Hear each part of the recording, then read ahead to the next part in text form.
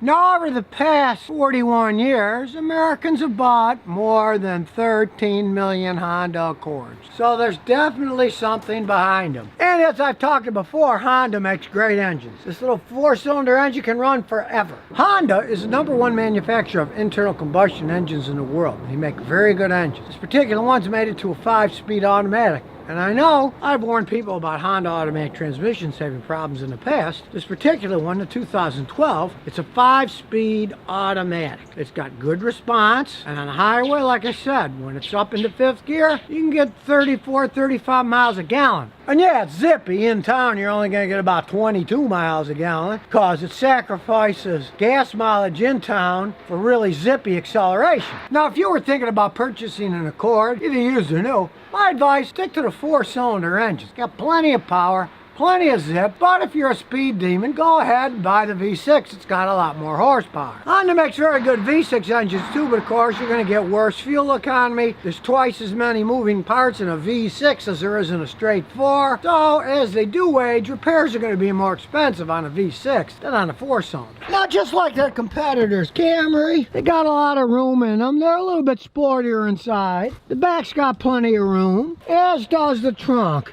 It goes and goes and goes. It's even got that cute little portal so you can get inside. In case you just have to get something for the kids in the back. Open it up and there's the trunk. Whee! Overall, it's a very well thought out car. And just like the Toyota Camry, hey, they start every time. And when you put them in gear, they're pretty quiet cars. Even though this one's dirty, I have to say they're more stylish than the Camrys are. And if you really want a sports sedan, get one with a standard transmission. Since they sold so many millions of them here in the United States, aftermarket parts of good quality are also available. Parts don't cost a fortune to fix these things if they do break down. You can get radiators, air conditioning compressors, starters, lots of quality parts at a reasonable price, far away from the Honda dealer, because there's a lot of them out there, millions and millions. A lot of people still own them for decades, hundreds and hundreds of thousands of miles. So there's a really good aftermarket for them. I've had dozens of customers with Honda Accords, and I never had one of those customers end up saying, oh, that was a lemon. They were all either extremely happy with the car or satisfied with the quality of what they got for what they paid. And as you can see, when you step on the gas, they get up and go. If I wanted a fast-driving cornering car, I'd prefer an Accord to a Camry. And yes, as I mentioned before, Honda's had problems over the years with their automatic transmissions. But realize Honda designs its own transmission. They almost always perfect their imperfections. They don't throw the baby out with the bathwater like, say, Chrysler Fiat. Chrysler, they're always trying different transmissions in their car. Somebody makes it, then another company makes it, then another company makes it, and then yet another company makes their transmission. Just keep throwing the designs away and saying, oh, let's try this new one. And then you got problems. New technology generally always has faults. And yes, Honda's had some problems with oil dilution in their modern turbocharged GDI gasoline engines. See how Hondas work? I'm sure they'll figure that out, and they won't have it in the future. There I blame a modern trend of all manufacturers going to smaller and smaller engines, putting gasoline direct engine, throwing a turbocharger on to get a lot of power out of a tiny engine. Yes, they're going to wear out faster. Yes, they're going to have problems like gasoline making it past the piston rings, getting into the oil, diluting it, and causing excessive engine wear. So in this respect, if you're buying, say, a 2020 Honda Accord, I would say don't buy the 1.5 liter, buy the 2 liter engine. So far, it's had no problems with oil dilution. Realize that sometimes you can go too small. You want a sporty sedan? You don't want to get one with the smallest engine. Hey, a 2 liter engine isn't a gigantic engine, but it's got a lot more power, gonna last longer, and odds are it's gonna have less problems in the long run. So now you know a little bit more about Honda Accords. A long series of sports sedans, and it's pretty much been perfected over time, the Japanese way. You want something that has a nice history behind it. They'll upgrade that, but they do it gradually, and they rarely have problems. They're a fun vehicle to drive. There's always that fun factor. When you combine fun with reliability, hey, you can't beat that. Now, anybody who knows anything about cars knows Camrys can last a long time, but people say, oh, they're boring, I don't want a boring Camry. Well, let's see. They really don't look boring anymore. They really up their designs. Wheels, the average is about 37, the top's about 40. Plenty of power and great gas mileage. And it has tried and true technology. First of all, it has a real key. And under the hood, it has a 4-cylinder inline engine connected to an automatic transmission that is not a CVT. It is not one of those CVTs that shift weird, feel weird. It is an 8-speed transmission, an actual automatic transmission. Now, in the past, when Toyota started putting multi-speed automatics, some people whined, I don't like the way it feels. They go for gas mileage, yes. And the earlier ones, sometimes they'd hunt between gears. We'll see how this one goes, but all the newer ones that I've tried out, they don't have the hunting problems that the old one does. Understand one thing about Toyota. They build something and they gradually work at perfection. They've been making Camrys a long time. They see something's wrong, they fix it. The original Camrys, yes, they were kind of ugly. They did run forever. They tried different variants when they tried those Solaros that were kind of fancy ones. Some of them were convertibles. But their basic 4-door transportation car has just basically gotten better and better as time goes on. They find problems, they perfect them. They're not like the Americans who, well, that model didn't work, let's throw that away, let's try something else. No, they have a different philosophy in Japan. They want to gradually improve how they make things. Now, granted, in the past, they weren't much on style. Well, they certainly have gone way past that, and their style has changed immensely. Nice interior, black and chrome, and of course, it's a 4-door. Plenty of room in the back, and at the same time, they have a really good combo of rideability and handling. Some people who really want handling, yeah, you wouldn't buy this. You'd buy the Camry TRD. It's got a much stiffer suspension, corners like a scalded ape. I mean, they really are fun to drive. But I took my wife on a ride in a TRD. She hated it. And she's driving a 20-year-old Lexus. She likes a nice, smooth ride. I take her for rides in regular Camrys. She loves it. It's just that the TRD has a really set-up suspension system so you can zoom around like a lunatic. That's not Toyota's market with this Camry. It's for people who want a nice 4-door car that can run forever. I see them all the time, 5, 6, 700,000 miles on it. Change your oil every 5,000 miles. These things will generally last indefinitely. This 2.5-liter engine is excellent. Of course, it's got a timing chain on it. And the small problems that Toyota had ages ago, like my grandson's 2007 Camry that's got that horrible 4-cylinder engine that they made for a few years that burnt oil like mad, that's way in the past. These aren't oil burners. And as we go inside, start her up.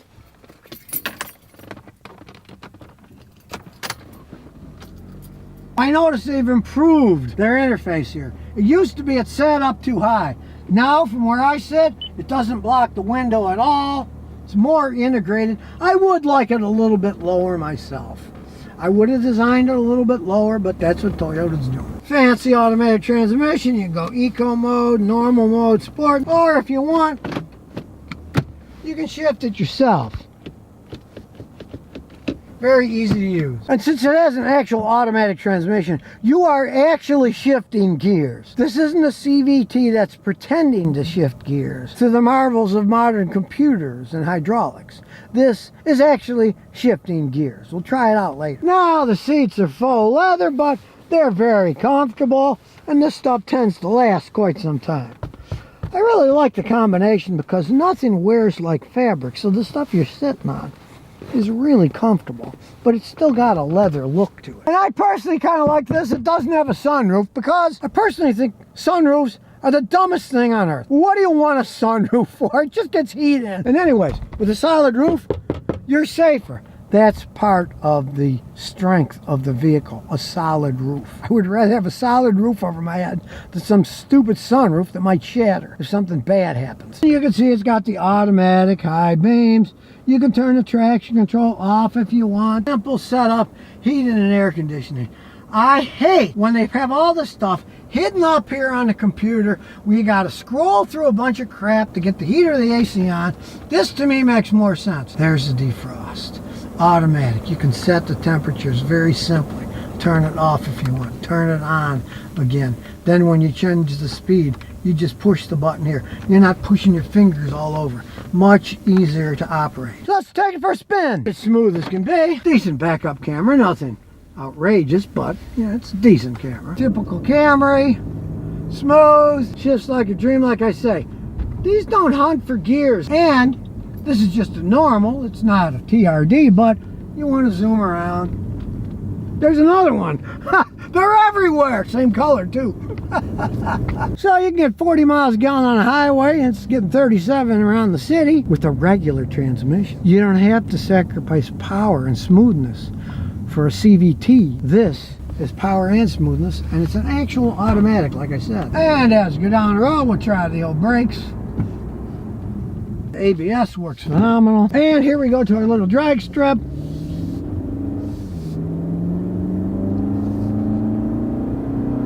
We're almost there. Makes a nice throaty sound too. It's not dull like the old Camrys. It leaves a little bit of sound. And nobody's behind us, so we can come to a stop. And we'll turn the traction control off. And here we go.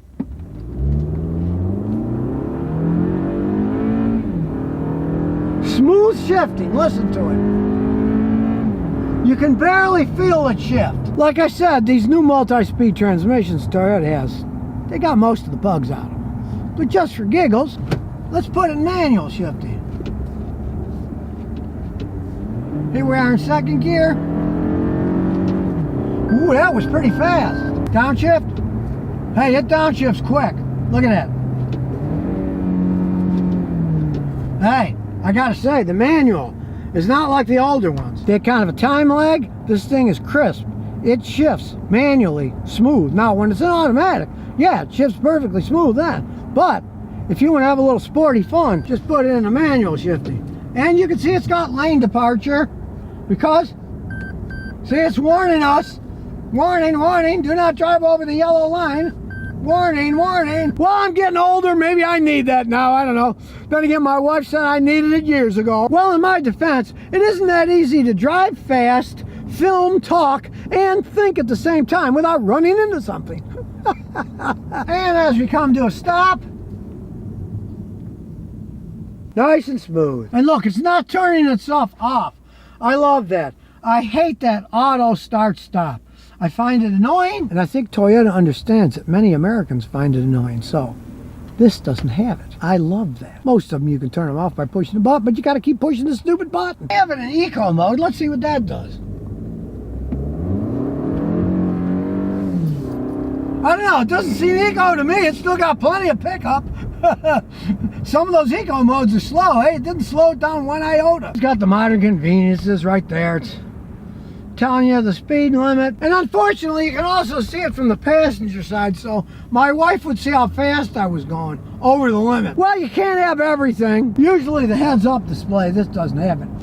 You can't see from that side, so I would rather have a heads-up display that has a speed limit on the windshield where I can see it and my wife can't. Now, even though this isn't the Camry TRD with the really trick suspension, this thing still is fun to drive in the twisties. It still has pretty crisp handling, no particular over or under steer. Of course, it's beeping at me now because I'm not using the turn signal while I'm playing around. Now watch, I'll put the turn signal on. Now it won't beep because it knows I have my turn signal on. So I guess that system won't help those crazy people that are driving down the highway with their turn signal all the time, because it won't beep at them if they go over the line because they have their turn signal on. So machines can't keep fools from themselves.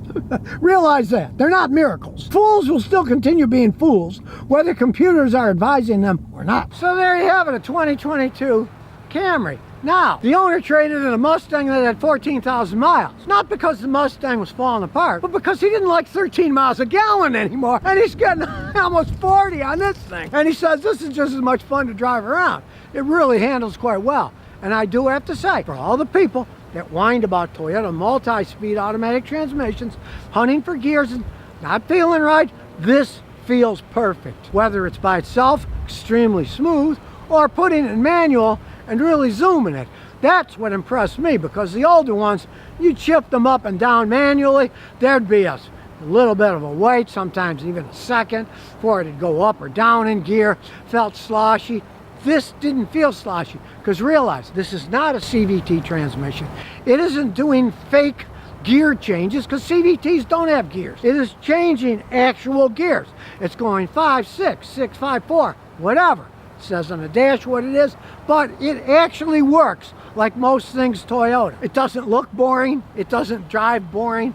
And really, he's got 30 grand into this thing. The average car is now 49 grand for a new one. Ha, pretty good deal if you ask me.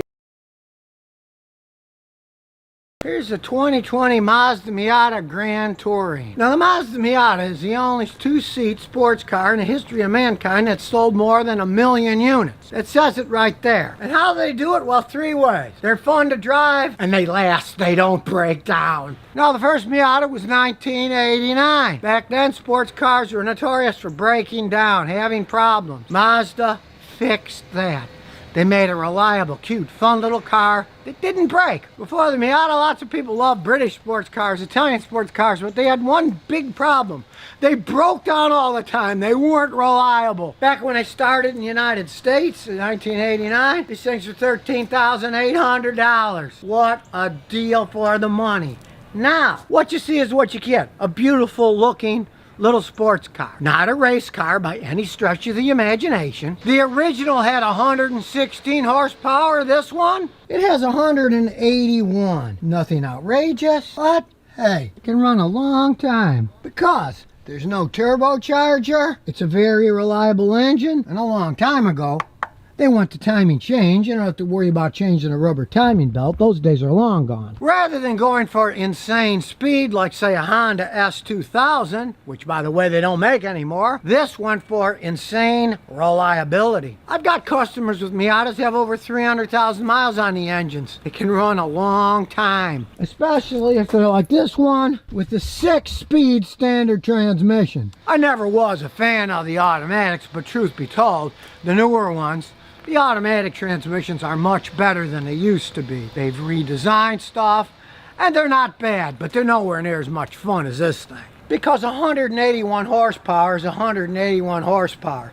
You made it with a standard transmission, you can have a lot of fun. Like I say, it's not a race car, but it's a lot of fun to drive with a standard transmission. This particular one's the convertible, a little bit slower, 0 to 60 in a little over 6 seconds. So it's no speed demon. That Corvette, it did it in 2.4 seconds. But it does have a top speed of 135 miles an hour, so it's no slouch. And the color, it's insane. This is called Soul Red Crystal Metallic. It is the best red I have ever seen in my life. You want a classic red sports car? Here it is, sitting in my driveway.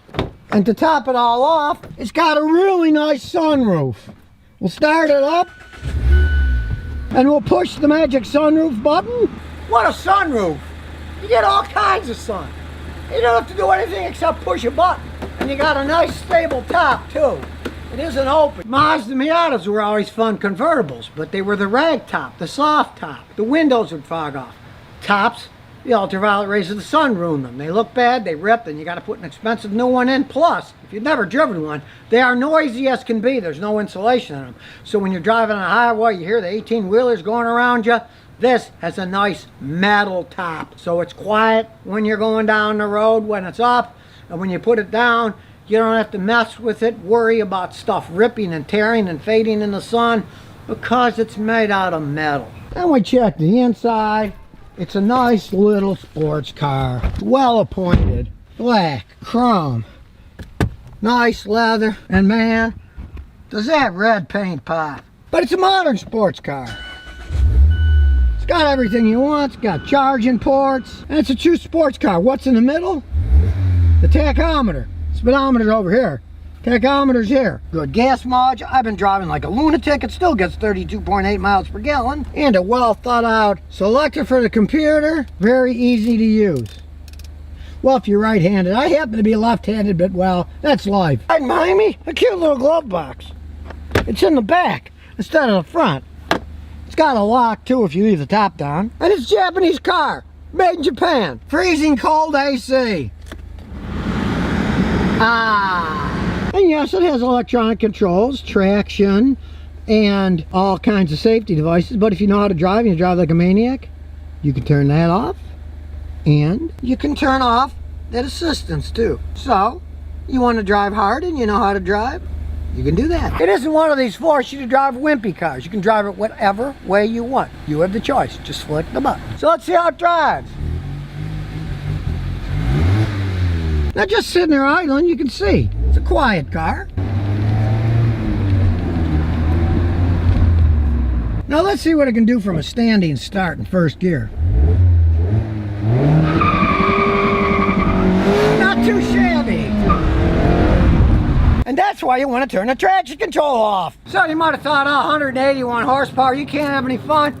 You can have loads of fun in this thing if you know how to drive. After all, it's a classic rear-wheel drive sports car. Stubby, short, engine and transmission towards the middle. And they even thought about acoustics. With all this special stuff, with the top down, it is not that noisy on the highway. As you can see here, the engine's been moved back reasonably far to make the center of gravity better. And yes, it is the latest Skyactiv version of reliable Mazda 4-cylinder Miata engines. These things can last a really long time if you just change the oil regularly. Unlike many expensive sports cars, these things are easy and cheap to maintain. When you combine the style with the color, with the fun factor, if you're looking for a 2-seat sports car, I would say look no further. And look, miracles of miracles. It even has a trunk. Now way back here, the top goes inside, but it still has a trunk you can put some stuff in. And it's got a subtle, aggressive front too on it. Check it out. And those beautiful chrome style wheels showing off the red paint. Man, it is a beautiful looking car. Yet as far as a sports car can be practical, it's practical, and as I said, it's made in Japan. Now it's rare that old Scotty gets blown away by a little car. Maybe it's because the first car I had was a red sports car. Maybe I'm trying to revert to my past. All I know is they didn't build anything like this in the 1960s. A lot of people said, oh, everything was better in the past. In this case, no, the present, much better little red sports car. So if you never want to miss another one of my new car repair videos, remember to ring that bell.